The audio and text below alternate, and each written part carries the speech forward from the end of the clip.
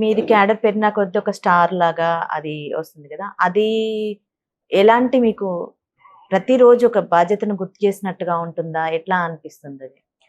See, the moment we put on the uniform, it is definitely a reminder of our duties and అవును. responsibilities. Definitely. And మీరన్నట్టు rank పెరిగే కొద్దీ కూడా ఆహ్, బాధ్యత అనేది పెరుగుతుంది. అదే. అది కేవలం హోదాకి సంబంధించే అవును. కాదు. It is more about the responsibilities that we will be assigned with. ఇప్పుడు హైదరాబాద్ అనేది గానియండి, ఇంతకుముందు మీరు చేసిన మాదాపూర్ అని గానియండి, ఇప్పుడు ఎక్కువ డిఫరెంట్ కల్చర్ ఉంటది. ఊర్లల్లో లాగా అట్లా అవును. గాకుండా ఎప్పుడు ఎక్కడ ఏం జరుగుతుందో తెలీదు. అవును. ఎట్లా చూస్తారు వాటన్నింటిని ఎట్లా చేయగలుగుతారు? ఇక్కడ ఒక ఛాలెంజింగ్ చాలా ఎక్కువ ఉంటుంది గదా! మీరన్నట్టు రూరల్ పోలీసింగ్ ఒక రకం ఉంటుంది. అర్బన్ పోలీసింగ్ ఒక రకం ఉంటుంది. Whether it is Cyberabad or Hyderabad, specifically because of the influence of social media. ఆ! దానివల్ల కూడా కొత్త కొత్త ప్రాబ్లమ్స్ రావడము జరుగుతుంది. నైట్ పోలీసింగ్ అనేది సిటీకి చాలా ఇంపార్టెంట్. హ్మ్. ఇప్పుడు ప్రెజెంట్ సిటీ పోలీస్‌లో చూసుకుంటే గనక are commissioner sir Anand sir also emphasises ఈ పర్టిక్యులర్ కమిషనరేట్, ఈ పర్టిక్యులర్ ఏరియాకి నైట్ పోలీసింగ్ అనేది చాలా ఇంపార్టెంట్ అనేది. దానివల్ల మనము నైట్‌లో పాట్రోల్ కార్స్ అవ్వచ్చు, బ్లూ కోల్స్ అవ్వచ్చు, ఇవన్నీ కూడా చాలా యాక్టివ్‌గా తిరుగుతుండడము అండ్ వాటిని మానిటర్ చేయడానికి మనకి రోజు నైట్ ఆఫీసర్స్ ఉంటారు. మీరు ఓన్లీ మార్నింగ్ తిరిగే వాళ్ళనే చూస్తారు. కానీ ఓకే. ఎవ్రీ ఆఫీసర్ రొటేషన్‌లో నైట్‌లో త్రూ గూడా. ఔట్ ది నైట్ వాళ్ళు ఒక ఎస్ఐ ర్యాంక్ నుంచి, అంటే కానిస్టేబుల్స్ ఎలాగో పాట్రోల్ కార్స్, బ్లూ కోల్స్‌లో ఉంటారు. హ్మ్. ప్రతి పోలీస్ స్టేషన్‌కి ఒక ఎస్ఐ, ప్రతి డివిజన్‌కి ఒక ఇన్స్పెక్టర్, హ్మ్. ఒక జోన్‌కి ఒక ఏసీపీ, మొత్తం కమిషనరేట్‌కి ఒక డీసీపీ ర్యాంక్‌లో పాట్రోలింగ్ చేస్తారు. రోజు ఉంటుంది. హ్మ్. సో, ఒక డీసీపీ నైట్ మొత్తం అంతా ఉండి ఆల్ జోన్స్ కవర్ చేసుకుంటూ ఎక్కడెక్కడ వీళ్ళందరూ మళ్ళీ జోన్స్‌లో ఎట్లా నడుస్తుంది, డివిజన్స్‌లో ఎట్లా ఉన్నారు, హ్మ్.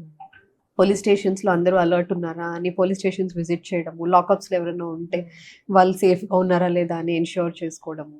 అట్లనే కొన్ని ప్రాబ్లమాటిక్ ఏరియాస్ ఉంటాయి. అక్కడ అంతా పాట్రోలింగ్ కరెక్ట్‌గా ఉందా లేదా అని ఎన్ష్యూర్ చేసుకోవడము. ఎస్టాబ్లిష్‌మెంట్స్ అన్ని టైంకి క్లోజ్ చేస్తున్నారా అనేది. Night policing is an altogether different oh! Scope of working అది. మీరు ఓకే. మార్నింగ్ జరిగే బందోబస్తులు లేకపోతే ప్రోగ్రామ్స్, ఇన్వెస్టిగేషనే చూస్తారు. అవును. నైట్ పోలీసింగ్ అనేది అదొక మళ్ళీ డిఫరెంట్ అది గూడా డిఫరెంట్ పూర్తిగా. థింగ్ అండ్ ఆల్ ఆఫీసర్స్ ఖచ్చితంగా నైట్ అంతా మెల్కొనుండి చేస్తారు అది. పోలీసులు అనంగానే మనకి అంటే బయట చూసే కామన్ పీపుల్‌గా అడుగుతున్నాను ఏంటంటే కంపల్సరీ ఇప్పుడు నిందితుల్ని తీసుకొచ్చిన తర్వాత వాళ్ళని ఇంటరాగేట్ చేస్తారు. కొన్నిసార్లు లాకప్ డెత్ జరిగిన ఇన్సిడెంట్స్ కూడా ఉంటుంటాయి కదా!